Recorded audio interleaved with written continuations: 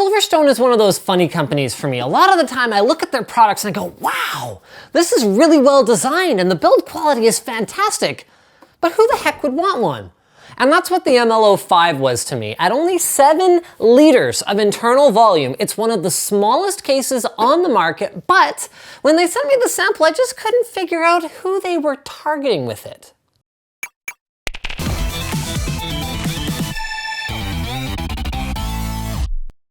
The CM Storm SF17 uses a massive 18cm fan to cool your gaming notebook, and it adds a 4-port USB hub. Click now to learn more. Starting with the outside, the front of the case adopts a look that's a little bit different from the traditional Silverstone style. Subtle things like opting for diamond-shaped power and reset buttons, but it retains the classy look that I've come to expect from them. You'll find a Silverstone logo and a slimline optical loading slot, and that's about it. On the right-hand side, we're greeted by front USB 3 and audio, as well as 2 80mm fan mounts that I would recommend populating and using as intakes, especially if you have a 3.5-inch hard drive installed. I wish they were filtered, but I guess I could buy something or DIY something with black pantyhose if I really wanted. The left side is blank, and then moving around to a wide shot of the back, we get the first hints about the internal layout. The ML05 uses an SFX power supply, an ITX motherboard with a half-height expansion card slot, and adds a full-sized horizontal PCI slot that I wish was oriented the other way to allow a PCIe extension cable to be used more easily if I wanted to install a full-height card with decent ventilation out the top here. As it is, it could be used for add-ons like a PCI slot-mounted fan controller, for example, though. Interestingly, other than about an inch on the left of the motherboard here, which we need for those optional 80mm fans, there is almost no gap from component to component across the back. It is amazing how little space has been wasted in every dimension on this case. On the bottom, we find 4 rubber feet that Silverstone makes you apply yourself, which I thought was a bit janky, but at least they're nice and grippy, so the case won't go anywhere. Obviously, this doesn't prove anything because I have a tablecloth on the table, but whatever, you get the point. The top panel has ventilation holes for the optional 120mm fan that can go on the 4-in-1 mounting plate, as well as another set of holes for the power supply to draw in fresh air. And it's removed with 3 screws at the back, which, whoa, that is one cramped interior. Now this is a fairly simple PC, no graphics card or anything, but frankly, it was still pretty challenging to build in just because the inside of this case is so tight. We'll start with the power supply. I went with Silverstone's 80 Plus Gold 450 watt modular unit, but I think to do it over again, I would have actually gone with a non-modular power supply because the clearance between the modular cables and the quad 2.5-inch drive cage here is really tight, and I was barely able to get the cage in. A nice touch is the stamped instructions for which way connectors go on the cage, so at least you won't have to do it twice when you realize everything's oriented the wrong way.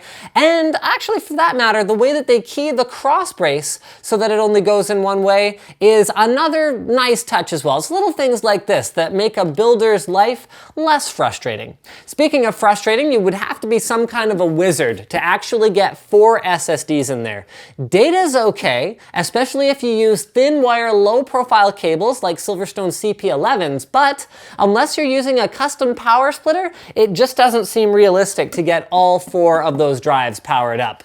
Moving over, we could see that while there is a PCI slot here in the back, and you could move the cables out of the way enough to get at it, there's almost no room for cooling as it is, and that would make things even more cramped. I can't think of too many half-height cards that I would recommend installing in this case, but I guess at least you have the option. Which leads us to the next thing I wouldn't recommend installing. The 4-in-1 plate here can accept a 120mm fan, 2 2.5-inch drives, a slimline optical, or what we have in here, a 3.5-inch drive. And while the first 3 options are just fine, given how tight that 3.5-inch drive is in here, I just don't think I can recommend going that route. I'm using a very low profile CPU cooler, and while load temperatures are still, you know, not like T-junction on my Core i5-3450, I don't like the close proximity of the hard drive and the CPU, which combined are going to be generating most of the heat that's being kicked out into the case.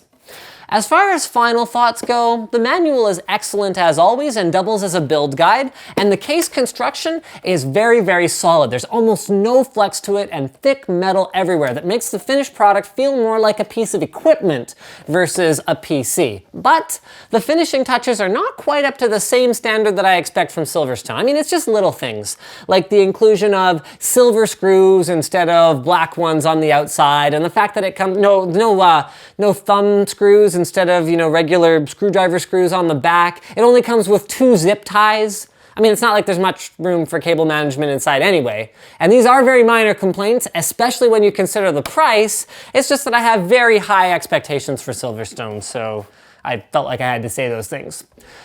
So now that the build is done, who is it for? Could I figure it out? I mean, with Chromecast available for $35, is there still room for HTPCs?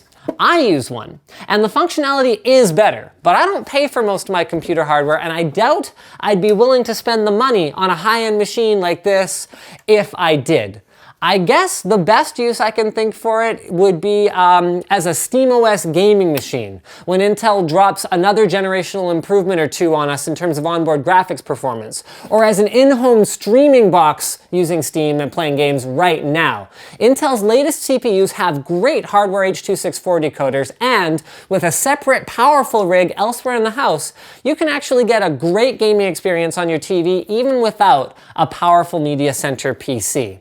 The 2.5-inch drive compatibility is a weird one to me while we're talking about conclusions. I mean, I guess the pitch is that you could store your content locally by loading it up with 2.5-inch hard drives or something. It's not something I'd recommend. And honestly, what I'd probably do is just take this cage out, jam an SSD into that corner, and make your life a little bit easier cable management-wise that way. So, advertised specs aside, the case is so amazingly small that you need to have reasonable expectations about what you can build in here. If you're ready to use a NAS to expand its storage over the network and use a separate gaming rig to give it the horses it needs to play modern games using Steam in-home streaming, then I think you'll be very happy with your sexy new HTPC. If you want a little bit more power in the box itself, well, obviously Silverstone has a wide variety of other cases that are much, much larger that will allow you to achieve that. As always, guys, pricing and availability is linked in the video description below the like, dislike, and share buttons, which I would love for you to use accordingly. Also in the video description is a support link where you can buy a t-shirt, give us a monthly contribution, or change your browser bookmarks to our affiliate code for sites like Amazon that give us a kickback whenever you buy anything, not just computer stuff. That helps us out a lot. Thanks again for watching, and as always, don't forget to subscribe to Linus Tech Tips for more unboxings, reviews, and other computer videos.